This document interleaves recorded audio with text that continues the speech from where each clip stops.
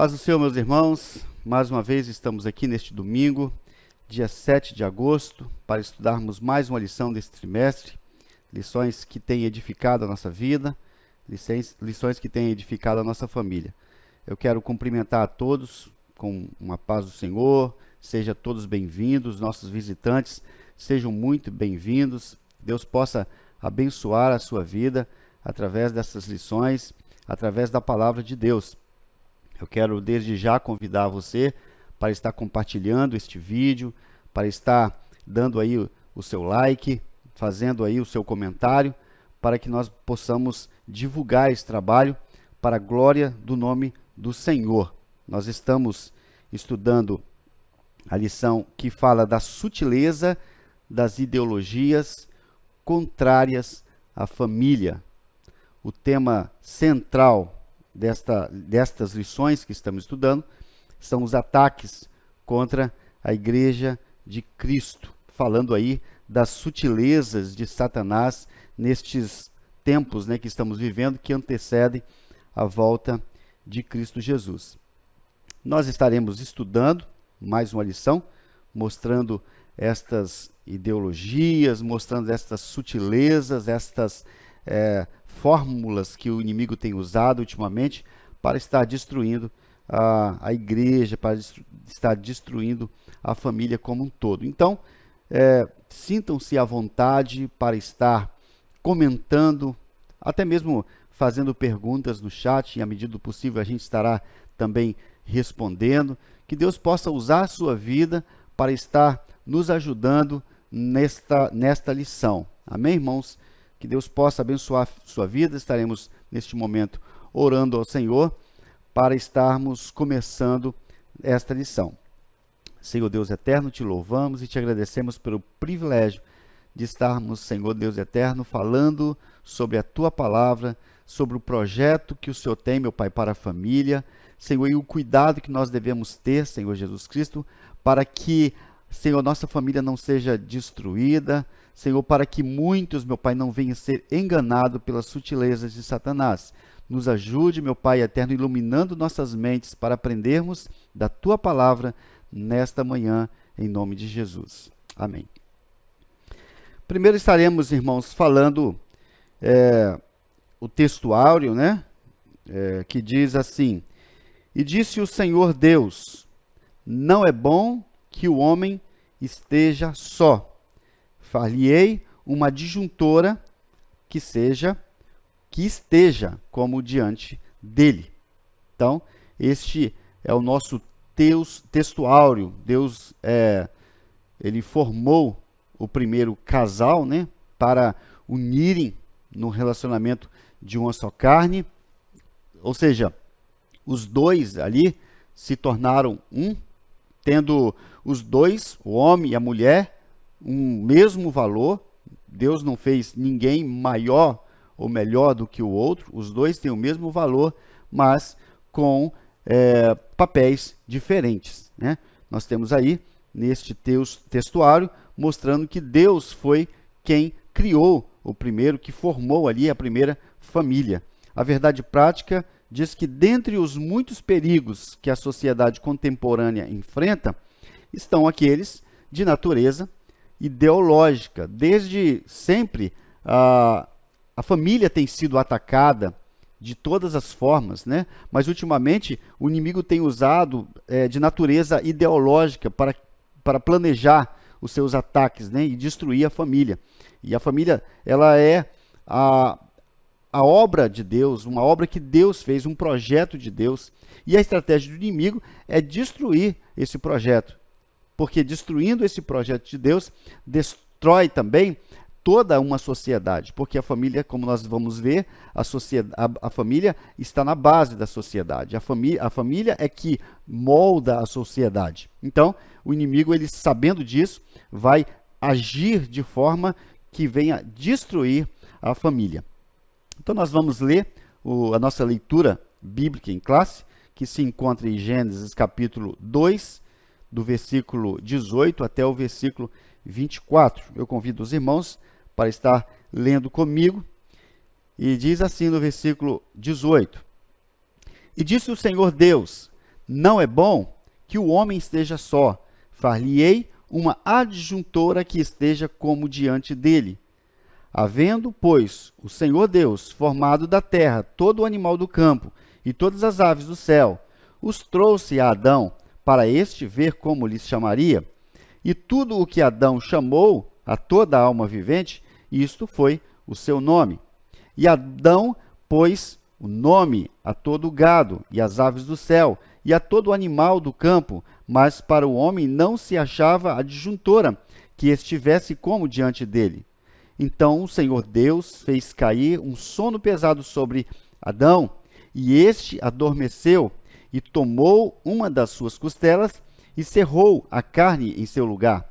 E da costela que o Senhor Deus tomou do homem, formou uma mulher e trouxe-a a Adão. E disse a Adão: esta é agora ossos dos meus ossos e carne da minha carne, essa será chamada varoa, porquanto do varão foi tomada. Porquanto deixará o varão o seu pai e a sua mãe, e apegar-se-á a sua mulher, e serão ambos uma só carne.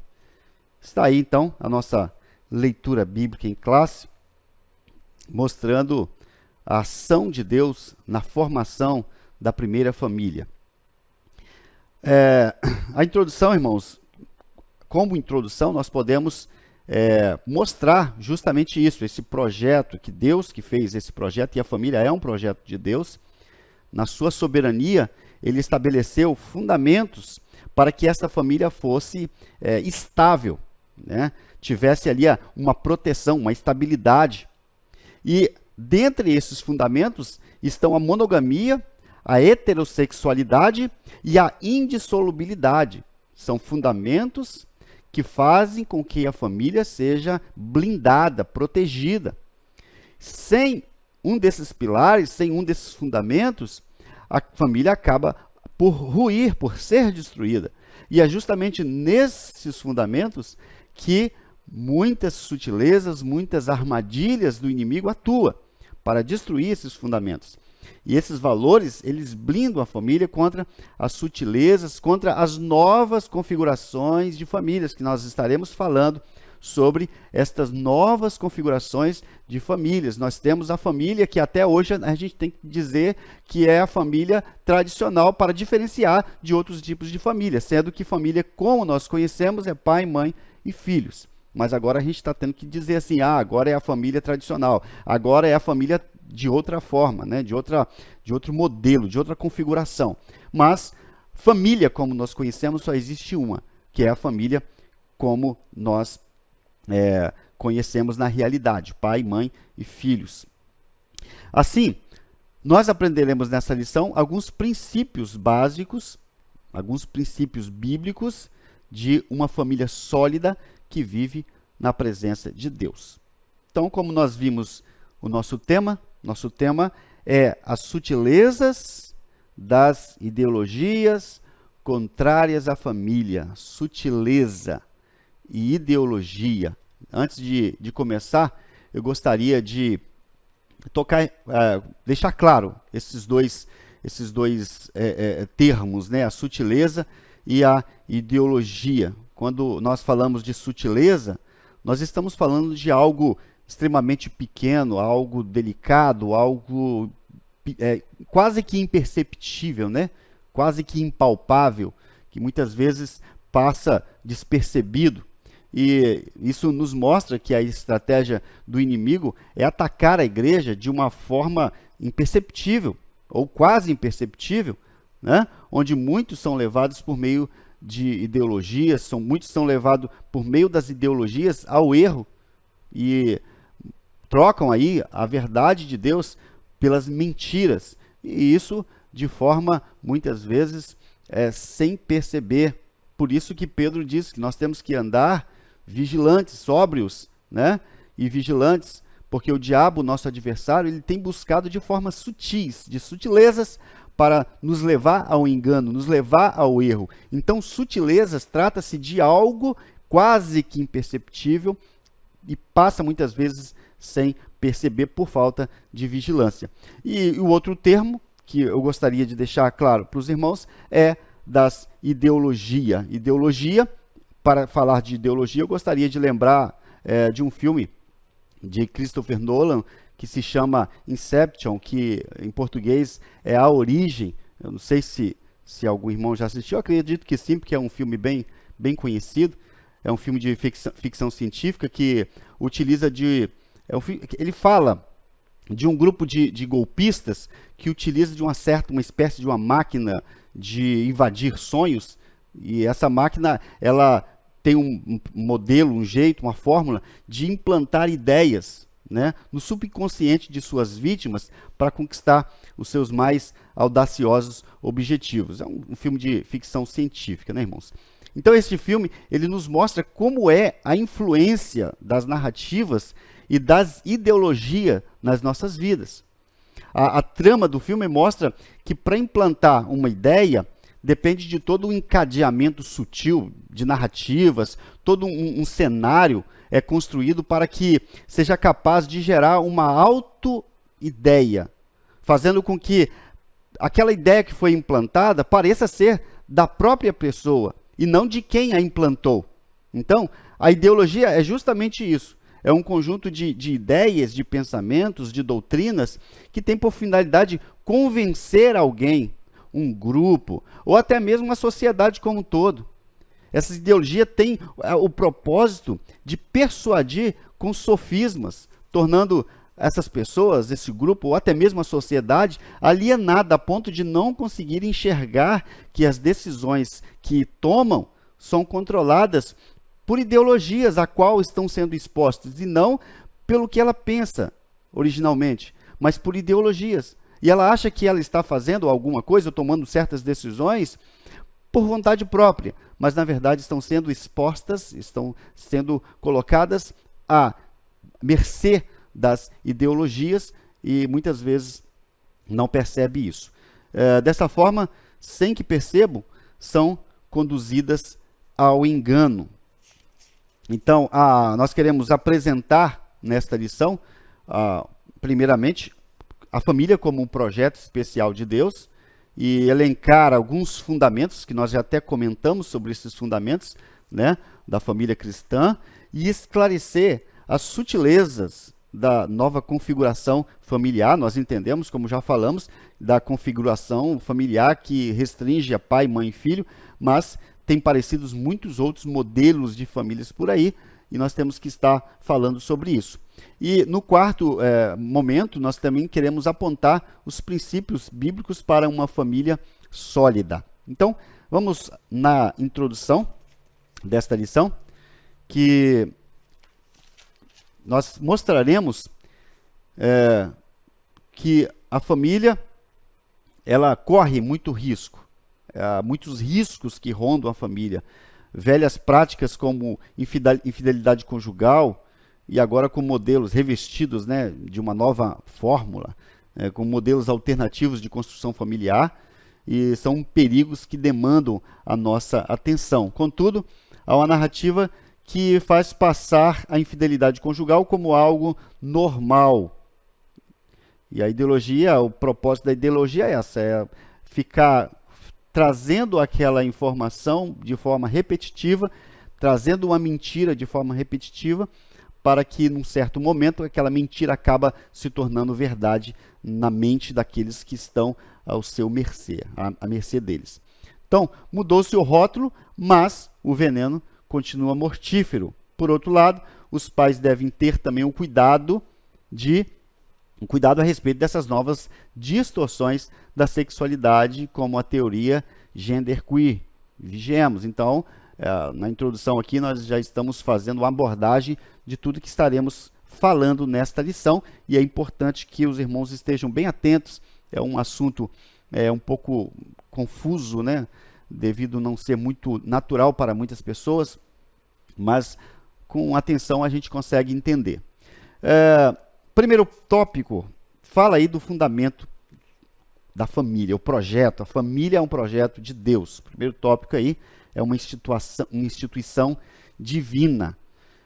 Quando Jesus foi consultado pelos fariseus sobre a questão do divórcio, Jesus respondeu: portanto, O que Deus ajuntou, não separe o homem. Ao dizer isso, dessa separação, né, não separe o homem, Jesus estava se referindo à constituição familiar. Deus ajuntou, Deus planejou, não é o homem que deve dividir, não é o homem que deve separar, não está se falando apenas do casal, porque se houver uma ruptura no casamento, também há uma ruptura na família. E o que Deus ajuntou não deve separar o homem, não apenas o casamento, mas a família. E mais, com esta fala, Jesus reconheceu que a família é uma instituição divina, foi Deus e não o homem que a criou. Parece natural para a gente, quando ouve falar sobre isso. Olha, claro que foi Deus que criou a família, mas existem homens dizendo que o homem que inventou a família, que a sociedade inventou a família. Então, é bem importante deixarmos claro que foi Deus que instituiu, foi Deus que criou a família, o projeto de Deus. A família, portanto, é a criação de Deus. Esse fato mostra a importância de que, repetindo de novo, a família é um projeto de Deus. Há essa repetição porque realmente o que o mundo está dizendo, por meio de ideologias, é que a família não é um projeto de Deus, é um projeto social, é uma instauração social para oprimir a própria sociedade. Então, é bom estarmos enfatizando a respeito disso mesmo. Ora, Deus tem um projeto para a humanidade e ele incluiu a família neste projeto. Ele tem um plano para a igreja e Deus, ele inclui nesse plano a família. Se tem agora, irmãos, se tem uma ideologia que tem influenciado todo o pensamento moderno e que tem sido uma estratégia satânica terrível, que não só é contrário à família, mas que tem a família como um alvo onde todos os dardos têm sido lançados para a família, têm sido lançados com o propósito de destruir a família por completo. Esta ideologia se chama marxismo. Marxista, ideologia que tem tramado todas as formas para destruir a família. Então guardem isso, irmãos. O marxismo, a ideologia marxista, ela tem feito de tudo para destruir a família, porque o seu projeto, para que seu projeto seja concluído, primeiro tem que partir da destruição da família, que é o primeiro propósito. E o marxismo é a base de todo o pensamento ideológico contrário à família tradicional. Então, todas as vezes que nós ouvimos falar sobre aborto, sobre feminismo, sobre poligamia, sobre ideologia de gênero, sobre tudo isso tem seu germe lá no marxismo. O marxismo não é só um tratado sobre política, economia, filosofia, mas é uma visão de mundo, e uma visão de mundo totalmente contrária à visão judaico-cristã. Não se engane, irmãos. Por isso que é impossível nós conciliarmos o marxismo com o cristianismo. Se a gente falar que um crente é marxista, é a mesma coisa que eu dizer que um quadrado é redondo. É impossível, irmão, conciliar o marxismo com o cristianismo. Até mesmo porque o marxismo tem como ferramenta de estudo o materialismo. Ora, toda a sua visão se baseia no mundo sem Deus. Então, quando se trata da origem da família, como estamos estudando nesse tópico aqui, a Bíblia é clara ao mostrar que Deus planejou a família. E tudo que ele fez passou ali pelo teste de qualidade e viu Deus que era bom. Então, mas a ideologia marxista, ela faz toda uma narrativa para explicar o surgimento da família a partir de pressupostos materialistas, a partir de uma visão darwiniana, evolucionista. O livro A Origem da Família, de Frederic Engels, né? Intitulado A Origem da Família, da Sociedade Privada e do Estado, descreve justamente esta visão, né? Este livro é como se fosse uma visão marxista do livro de Gênesis. Então, este livro, ele mostra aí a origem da família, da sociedade privada e do Estado, que foi escrito por Engels, Frederick Engels, mas é claro que ele pegou ali assuntos que Marx escreveu e aí fez uma compilação e escreveu esse livro.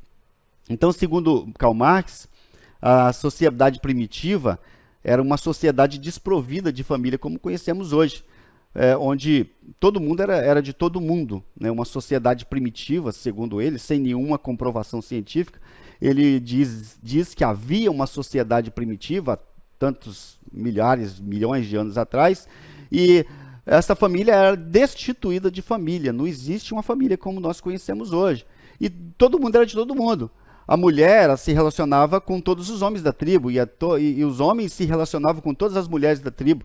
E aí, a figura do pai era desconhecida, era uma família, uma espécie de família matriarcal, né? Onde o pai era desconhecido e a mãe é que era a responsável ali para cuidar dos filhos, mas que não existia uma certa congruência como existe hoje, era uma verdadeira bestialidade, né?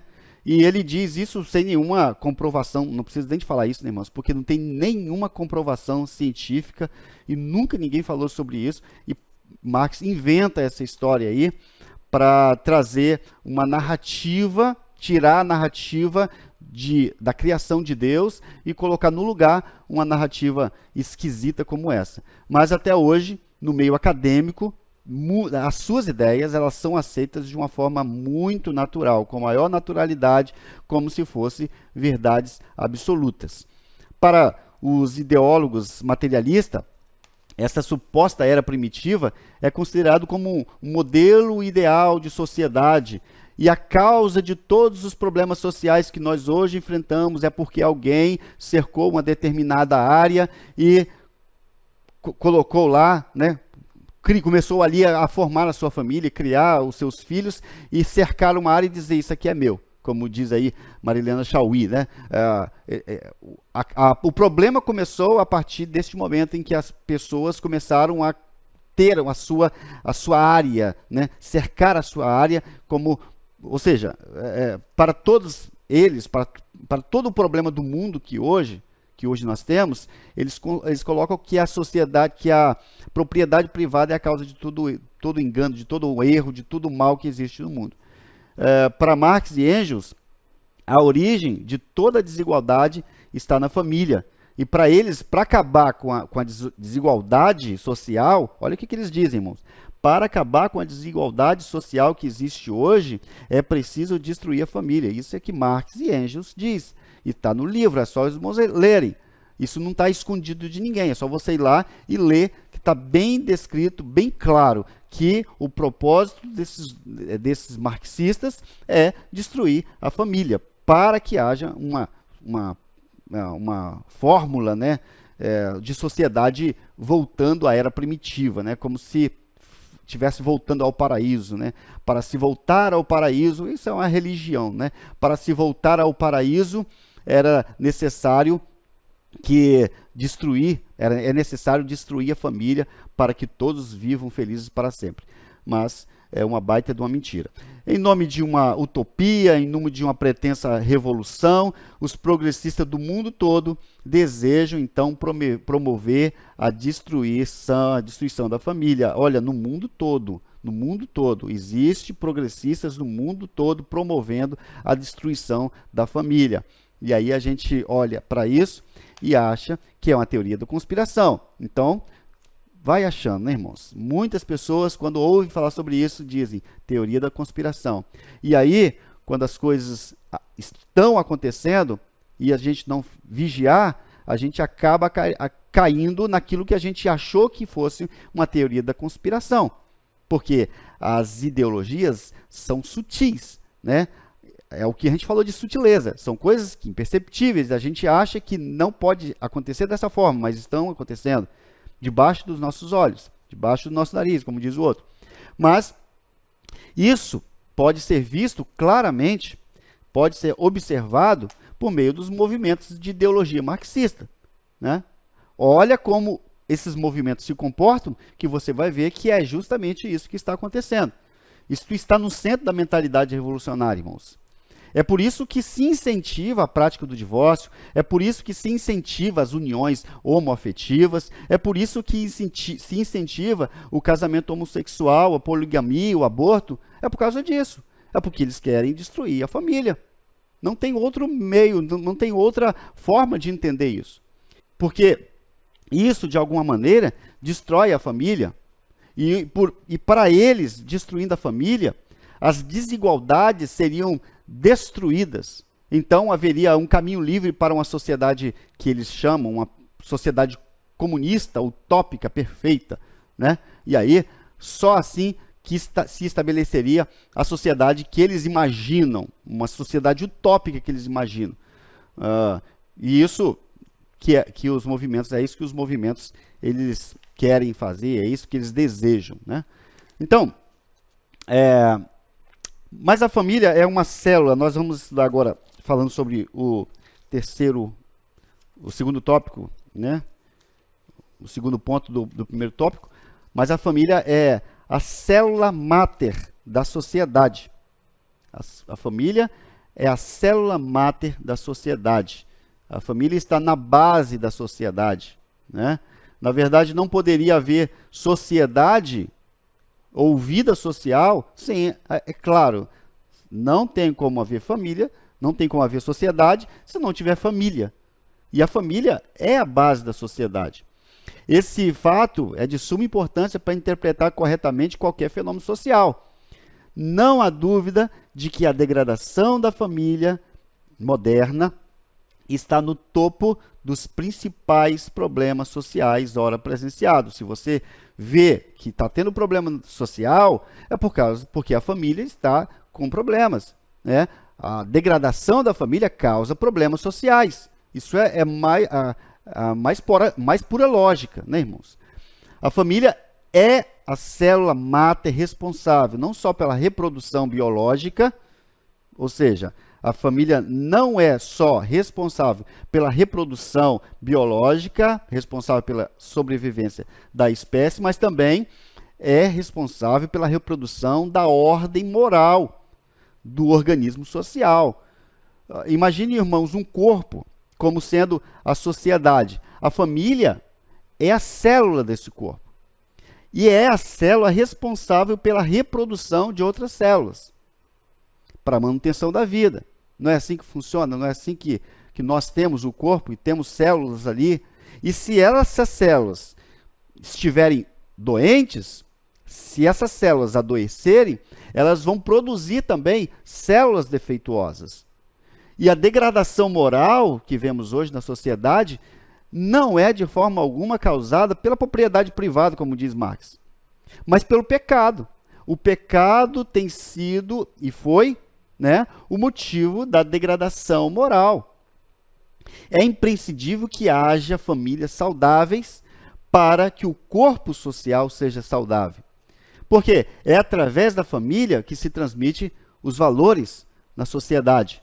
A família, ela transmite de forma hereditária não só o gene dos pais, mas também o gene da moral social, sem a qual a ordem social seria e estaria ameaçada. Por isso, irmãos, é indescritível o valor da igreja no papel da manutenção moral e ética. É imprescindível o valor da família e da igreja. A igreja, ela tem uma responsabilidade junto à família para que essa célula ela seja saudável e seja capaz de produzir uma célula, outra célula, uma sociedade saudável, né? Então, aí está a importância da igreja. Aí está nós valorizarmos e fortalecermos a igreja, porque a igreja vai nos fortalecer como família. E essa instituição, ela produzirá igrejas saudáveis, produzirá famílias saudáveis produzirá igrejas saudáveis e fortes. Então, e isto produzirá uma sociedade bem estável, bem estabilizada, porque a família é uma estrutura elementar na sociedade. E devido ao fato da família ser uma das instituições responsáveis pela formação da consciência moral dos indivíduos, faz dela um dos alvos principais destes movimentos ideológicos que procuram destruir o corpo social. Porque para destruir a sociedade, tem que primeiro destruir a família. Para que esses planos ideológicos dê certo, primeiro tem que passar pela família, porque a família é a base da sociedade, é a célula máter. Então, para destruir a sociedade, o corpo social tem que se passar pela família. E aí é a família que está no alvo. É a minha e a sua família que está no alvo dessas ideologias. Para Michel Foucault, ele faz aqui um comentário, né, no seu livro. O rei é representado pelo Estado. O rei é representado pelo Estado. Ele é a cabeça do corpo social. Disto, muitos revolucionários deduziram que bastava decapitar o rei para aniquilar as forças do corpo social. Olha, destruindo o rei, a gente consegue destruir o corpo social. É assim que os revolucionários deduziam, né?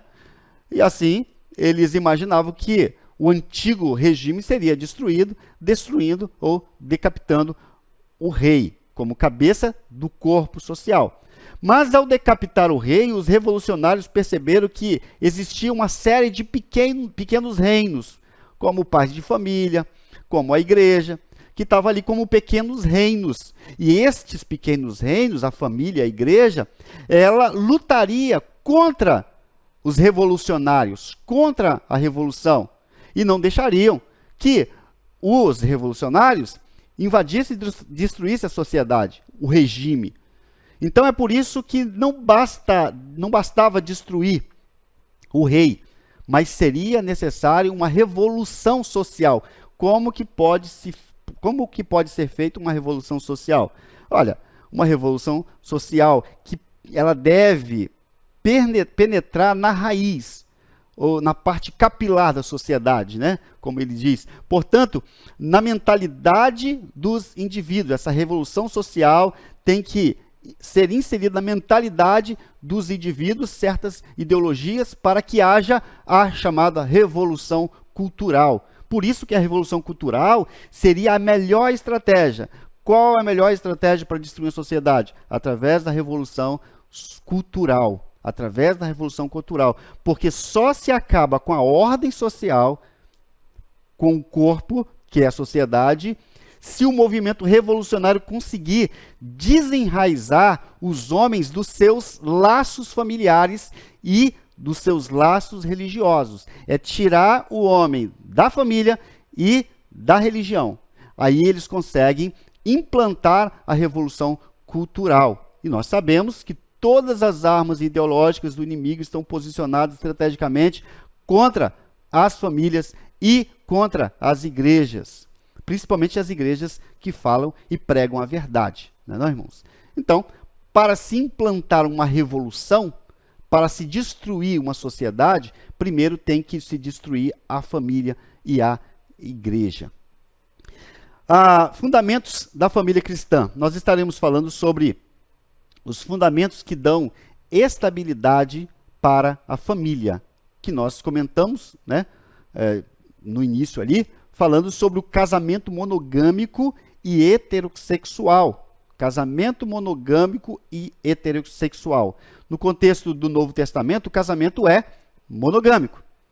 E isso o indivíduo só pode ter um cônjuge.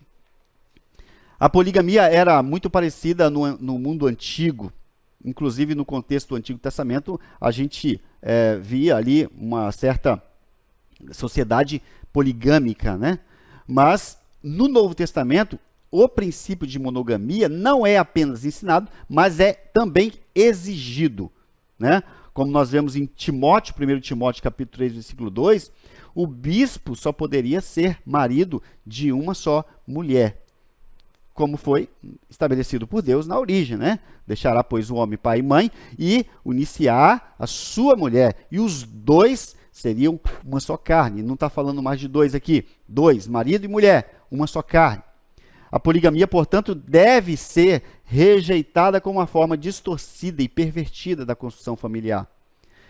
Da mesma forma, o casamento bíblico é heterossexual. Homem e mulher. Isso é constituído por um homem e por uma mulher. Quando Deus criou o primeiro casal, o chamou de macho e fêmea. Por isso que Jesus disse que Deus criou homem e mulher. Isso mostra que o gênero é baseado no sexo biológico. Nós estaremos falando sobre isso também. A diferença de sexo biológico e gênero. Mas aqui ficou bem claro. Deus, ele criou a família heterossexual. Macho e fêmea os criou. Biológico, corpo biológico, macho e fêmea, né? E gênero, homem e mulher. Nada mais do que isso. Não há um terceiro sexo. Biblicamente, o casamento deve e precisa ser heterossexual. Nós estamos falando aqui sobre fundamentos que dão estabilidade à família, fundamentos que mantêm a família protegida. Primeiro, monogamia. E também falamos da heterossexualidade. Nós estaremos falando também sobre o casamento durável, né? E não um casamento que se casa hoje e se divorcia amanhã.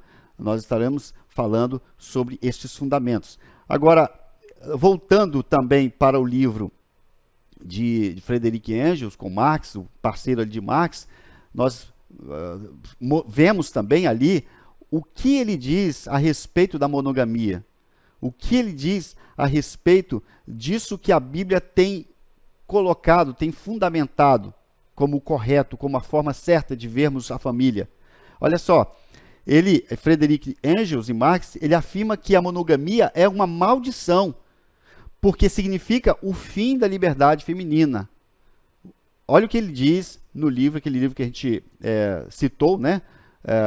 A família, a sociedade, a criação da família, da sociedade, da propriedade privada e do Estado. Olha o que ele diz. O desmoronamento do direito materno foi a grande derrota histórica do sexo feminino em todo o mundo. O desmoronamento do direito materno foi a grande derrota histórica do sexo feminino em todo o mundo. O homem apoderou-se também da direção da casa. A mulher viu-se degradada, convertida em servidora, em escrava da luxúria do homem, em simples instrumento de procriação. Então, essas ideologias, elas procuram sempre, de uma forma sutil, colocar um contra o outro, né? Os seus objetivos é colocar a mulher contra o homem, colocar os filhos contra os pais, o burguês contra o proletário, e a maioria contra a minoria. Então, a ideia é trazer essa confusão para brigarmos entre nós mesmos, para eles conseguirem instaurar, né, a sua ideologia, o seu projeto. Assim, o casamento monogâmico é para eles sinônimo de opressão. O homem tomou a mulher estava livre, leve e solta lá, né, se relacionando com todos os homens, só que o homem foi lá, né, nos tempos primitivos, né, e tomou a mulher para si e fez dela um objeto de opressão, né, um objeto, né, onde ela estava agora sendo oprimida pelo homem. Então, essa é a história que eles inventaram. Usaram estes argumentos para defender o chamado poliamor, que de amor não tem nada, né, irmãos? Esta é mais uma falta, está mais... Quando a gente mostra a questão da monogamia, o diabo apresenta outra forma de família. Olha, nós não queremos a família monogâmica, nós queremos uma família poligâmica. Aí eles colocam como sendo um poliamor, que é esse nome que eles deram. Não é a família monogâmica, agora é o poliamor, né? E que de poliamor não tem nada, porque todo mundo que é casado sabe que a maior prova de amor é a fidelidade conjugal. É a vida a dois, é a união de uma só carne, né, irmãos? É a completude, um completando o outro, complementando o outro. Agora, você casar com uma pessoa e se relacionar com outras diversas, isso está mais para polissexo do que para poliamor. Não é verdade, irmãos? Então, para os irmãos terem uma ideia, se nós levarmos esse modelo familiar que essas ideologias querem, nós vamos ver, por exemplo, na Holanda, tem um artigo falando que na Holanda existe agora a multiparentalidade, né? Tá difícil de falar. Mas são famílias homossexuais polivalentes, né? Tem um artigo falando sobre isso, os irmãos, se quiserem, depois eu passo qual o endereço desse artigo, mas nessa família tem ali 5 pessoas, a família entre aspas, né? Tem ali 5 pessoas, tem um casal homossexual, né? Vamos colocar, nomeá-los aí de a pessoa A e B, né? Um casal de homossexuais, e este casal se relaciona com outro indivíduo, com outro homossexual, vamos colocar lá nomeá-lo de X. Então tem o A, tem o B se relacionando com um outro homossexual que é X, os dois se relacionando com um amante, que é o amante dos dois. E na época em que esse artigo foi escrito, este casal homossexual, eles estavam tentando, né, junto ao cartório, o casamento de A e B com X, do casal homossexual com esse terceiro indivíduo, que é o amante dos dois. E tem também, nesta família, tem também um casal de lésbica, onde uma delas está grávida de uma sexta pessoa, né? Nessa família tem 5 pessoas, e uma sexta pessoa incluiu por meio de um relacionamento, nós diríamos de traição, mas para ele é um poliamor, tudo pode. Então, uma sexta pessoa engravidou uma dessas lésbicas. E aí, agora eles querem que a criança seja educada pelos 5 homossexuais. É uma confusão, irmãos. É até difícil de explicar isso. Mas esse é o modelo de família, né, polivalente, de família que eles deduzem como multiparentalidade gay, né? Imagine só como fica a cabeça da criança numa família, num ambiente como esse, né, irmãos? Mas a Bíblia, ela é enfática a dizer que o casamento deve ser monogâmico e heterossexual, né? O casamento indissolúvel e confessional. Outros princípios do casamento bíblico é que ele seja indissolúvel. Nós não casamos hoje para separar amanhã. Nós casamos hoje para constituir uma família, para formar uma família, para levar moralidade para os nossos filhos, para formar uma sociedade estável, né? E não para um casamento de faz de conta, né? O casamento indissolúvel e confessional é um princípio bíblico. Então, o casamento bíblico é feito para durar. Foi dito neste trimestre que Jesus reconheceu uma cláusula de exceção, né, em relação ao adultério, que não quero me aprofundar muito a esse respeito, porque já foi passado nas lições anteriores. Então, existe algumas cláusulas de exceção ao adultério, mas que isso não venha ser como regra, né? Não devemos observar estas exceções como uma regra, e é isso que muitos estão fazendo. Ainda outro princípio importante que nós falamos é a confessionalidade. Né? A Escritura, ela preceitua que não deve haver união entre o crente e o incrédulo. Né? Nós não devemos fazer um casamento ou buscar um casamento, né? Os solteiros não devem buscar os seus casamentos no mundo lá fora, né? Mas que confessa a mesma fé, né? Para que não tenha problemas, né, na família. Então, esses são os princípios familiares, né? A confessionalidade também é um princípio muito importante, que nós não venhamos ter um jugo desigual. A monogamia, a heterossexualidade e a indissolubilidade são fundamentos para uma família cristã. Vamos para o terceiro ponto, irmãos. A sutileza da nova configuração familiar. Esse terceiro tópico, ele mostra como esses movimentos ideológicos têm atuado em todas as áreas da sociedade, né? Por todos os meios, desde a política, nas universidades, e principalmente nas universidades, eles têm atuado, e até no judiciário, né? O casamento entre duas pessoas do mesmo sexo, por exemplo, nós vemos aí no primeiro tópico no primeiro ponto do terceiro tópico, falando aí que o Tribunal Superior, o Supremo Tribunal Federal, ele reconheceu a união homoafetiva como núcleo familiar, como outro qualquer. Isso porque não havia e nem há uma lei aprovada no Congresso que legisle sobre esse assunto, mas por meio de influências, por meio de ideologias, eles liberaram esta e reconheceram, né, essa união homoafetiva, isso já em 2011. No segundo ponto, fala da sexualidade não binária.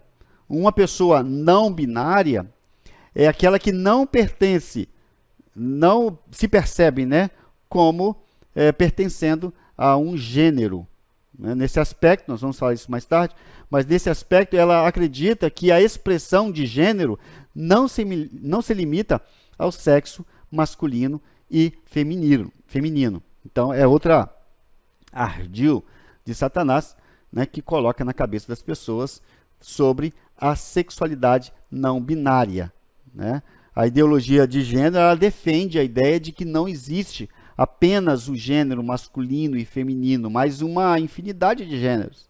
Para os proponentes desta ideologia, indiferente do sexo biológico, ou seja, indiferente se a pessoa nasce com o genital masculino ou feminino, isso não importa. O que define é o que ela quer ser, o que a pessoa quer ser. E é isso que eles propõem, né? Isso é ensinado nas escolas para os nossos filhos. O sexo é uma escolha pessoal. E eles definiram assim. Para eles, esse rótulo de masculino e feminino são imposições sociais. Nesse aspecto, essa ideologia acredita que a expressão gênero não se limita ao sexo masculino e feminino. Aí eles tratam essa pessoa como genderqueer, gênero queer, né? Que é um termo que surgiu na língua inglesa por volta do ano de 1500, como sentido de estranho, de peculiar, de excêntrico, né? Aquela coisa diferente, né? do casal binário, né?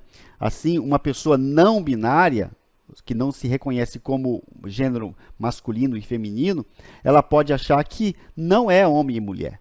Ela se reconhece como ausência de gênero, ou ainda pode achar que é as duas coisas ao mesmo tempo.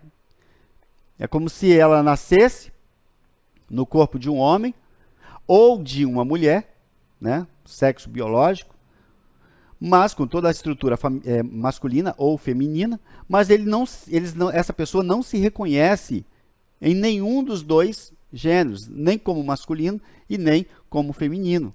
Então, essa pessoa teria uma ausência de gênero, ou até mesmo tendo a noção de que ela tem as duas coisas, que ela é masculino e feminino ao mesmo tempo. Isso significa que, mesmo tendo o órgão genital de determinado sexo, ela não se reconhece dentro deste gênero. Evidentemente que isso contradiz a forma de expressão da sexualidade conforme revelado em Levítico, né, na Bíblia, em Levítico. E é também uma negação das leis biológicas que define o sexo masculino e feminino. E tem muitas leis biológicas no corpo do homem ou da mulher que o define como tal, né? A mulher tem toda uma estrutura biológica que mostra o que ela é. Ela tem útero, ela tem mama, ela tem glândulas mamárias, ela tem hormônios femininos. Todas as células do corpo a define como feminina, né? E da mesma forma o homem. Então, para se ter uma ideia, irmãos, há uns 4, 5 anos atrás, a Organização Mundial de Saúde considerava a transexualidade um distúrbio, ou seja, um transtorno de saúde mental. Isso há uns 4, 5 anos atrás, não tem muito tempo.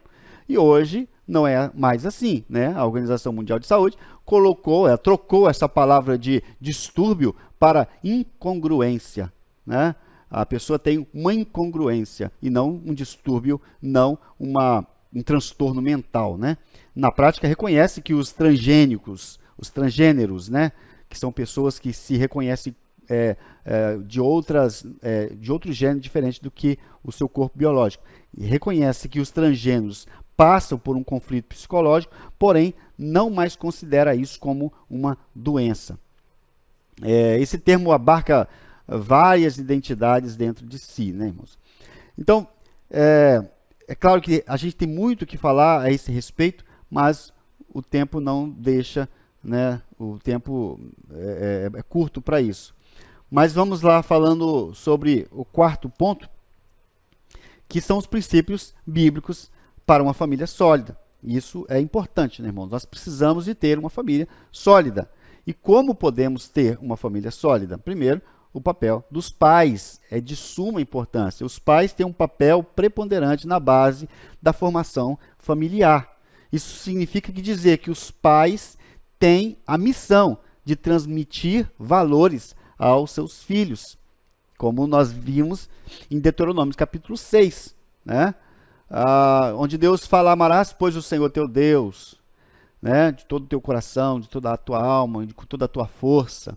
E estas palavras que hoje te ordeno, inculcarás aos teus filhos, assentado em tua cama, deitando-te, levantando, andando pelo caminho. A todo momento você tem que estar ali falando a respeito dos princípios de Deus, dos princípios das Escrituras, a respeito de amar a Deus sobre todas as coisas, com todas as forças, né? E estas palavras que Deus nos ordenou, temos que estar inculcando nos nossos filhos. A nossa missão é transmitir esses valores aos nossos filhos. A educação dos filhos, portanto, deve tomar como princípios os valores ensinados na palavra de Deus. A crise atual da família é uma crise de valores, onde a desestruturação familiar, a ausência de valor, é devido à ausência, né, de valores fortes que predomina. Neste aspecto, de alguma forma, os pais falharam em transmitir ou incutir na formação dos filhos aquilo que definiria como verdadeiros cidadãos dos céus. Então, é de suma importância o papel dos pais na formação da sua família, na formação e na orientação dos seus filhos. Porque se você não estiver trazendo princípios bíblicos para a mente dos seus filhos, na escola eles estarão introduzindo de forma sutis ideologias mundanas, satânicas, que estarão desviando, distanciando os seus filhos do seio familiar e da igreja. Então, no meio dessa guerra cultural, na qual se procura a desconstrução da identidade cristã, não dá para ser neutro. Não tem como você ficar neutro nessa história. Você tem que tomar posição, né? Você tem que se armar com as armaduras espirituais. Você tem que se colocar disposto a atacar e não ficar só na defensiva. Todos os pais compromissados com a família e a sociedade na qual vivem têm o dever moral de dar a conhecer aos seus filhos o que Deus estabeleceu como modelo para a família cristã. Nós temos a responsabilidade de mostrar como Deus instituiu a família, qual é o projeto de Deus para a família e como nós devemos nos fortalecer como sociedade. Esse é o papel dos pais. O papel da igreja, que também é indescritível, irmãos, é muito importante. Alguém já disse que as famílias fortes fazem igrejas fortes. Contudo, o inverso também reflete a verdade. Igrejas fortes fazem famílias igualmente fortes, né? Na verdade, a igreja, que é a extensão da família, a igreja que é uma extensão familiar bem mais ampla, já que é constituída de várias famílias. E é uma entidade terapêutica onde a família pode ser curada. É missão da igreja também curar uma sociedade doente. Então, é um papel imprescindível a atuação da igreja na família e na sociedade. Por outro lado, a igreja doente, né? Ela que não é acolhedora e é distante da sociedade, ela não está cumprindo com a sua missão para a qual foi chamada. É preciso atenção para isso. Uma família cristã sadia tem na igreja uma forte base espiritual. A igreja faz parte de sua vida. Isso significa que uma família forte faz parte ativamente da igreja. Então, para nós fortalecermos, temos que fortalecer a nossa família. E a família e a igreja nos fortalece por meio dos princípios bíblicos. Evidentemente que os filhos devem ser criados nesse contexto onde os valores cristãos são transmitidos. É por isso que nós temos que dar muita importância para os trabalhos na igreja voltado a todas as faixas etárias da família, desde criança até a idade senil. Então, irmãos, são esses os nossos pontos, né, que falamos aqui a respeito de todos estes movimentos ideológicos que tentam destruir a família, a forma como essas ideologias têm trabalhado para destruir a sua família, por que eles querem destruir, e como nós devemos nos defender, né? Não estando neutros, mas nos defender também estudando a esse respeito. A melhor estratégia para a igreja é estudar as estratégias que o inimigo tem contra a igreja. E é por isso que os nossos pastores têm nos capacitado, têm nos ensinado, né, para que nós venhamos proteger a nossa família dos ardis satânicos, das ideologias satânicas que têm tentado destruir a nossa família. Então, nesse momento, nós queremos convidar os irmãos para estar participando de um grande projeto que foi estabelecido nesta igreja para a compra do terreno onde estamos fazendo aqui os nossos trabalhos, nossos cultos.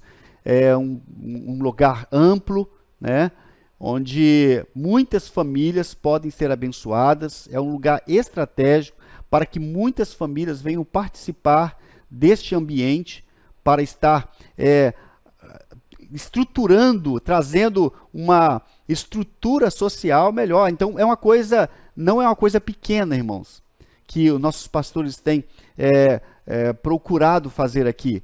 Todo o ensino que é dado nesta igreja, desde os ensinos de quarta-feira, desde as escolas dominicais, todo o trabalho com as crianças, tem o objetivo de formar cidadãos, formar uma sociedade ampla, uma sociedade bem constituída, uma sociedade bem protegida das ideologias que têm se levantado por aí. Então é muito importante, irmãos, que tenhamos em mente que o trabalho que é feito aqui não é um trabalho pequeno, né? É um grande trabalho. E Deus tem aprovado isso. E nós precisamos da ajuda dos irmãos, e até mesmo vocês que estão nos visitando. Entre conosco nessa batalha, nessa luta, né?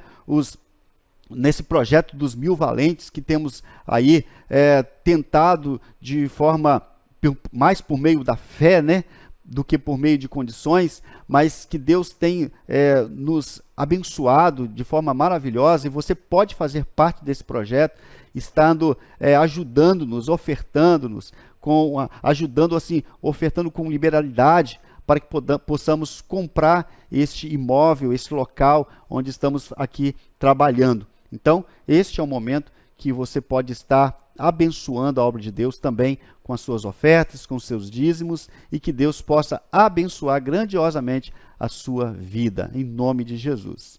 Daqui a pouco estaremos voltando com a conclusão. O único que é digno de receber a honra e a glória, a força e o poder, ao Rei eterno e imortal, invisível, mas real, a Ele ministramos o louvor.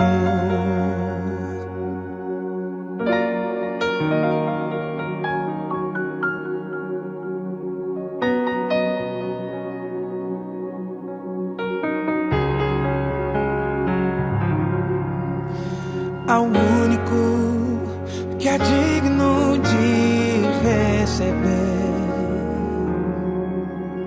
a honra e a glória, a força e o poder,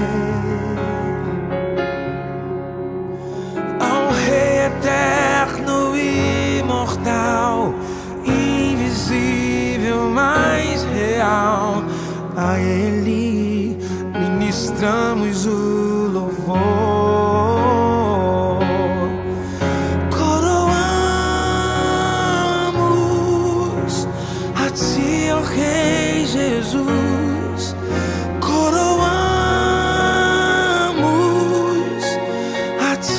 Rei Jesus. Adoramos o teu nome, nos rendemos aos teus pés, consagramos todo nosso ser a ti. Coroamos a ti, ó Rei Jesus. Coroamos a ti, ó Rei Jesus.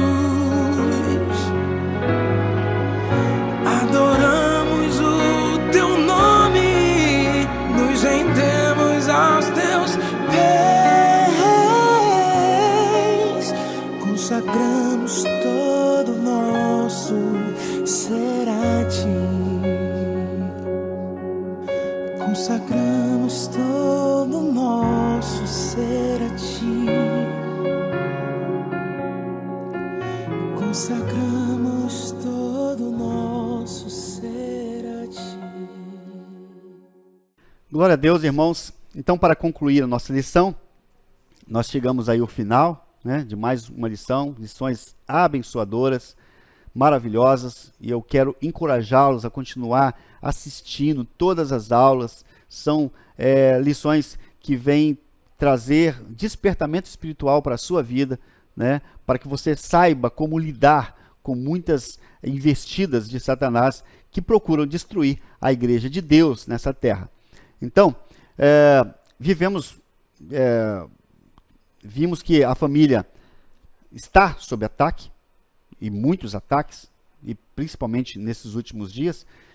Os desvios sutis procuram desconstruir o projeto de Deus, né, que é a família. Eu tenho certeza que vocês já ouviram falar sobre a desconstrução da família, que é um projeto que o inimigo tem articulado, né, com todos os seus meios ideológicos. Então, velhas práticas como a do adultério estão sendo vendidas para a família como normal, e é até mesmo necessário para turbinar o relacionamento. O engodo do diabo, o engano do diabo, né? Nesses contextos de desconstrução familiar, os pais devem mais do que nunca firmar e inculcar nos filhos os valores da fé que uma vez foi entregue aos santos. Glória a Deus, irmãos. Essa é a nossa lição.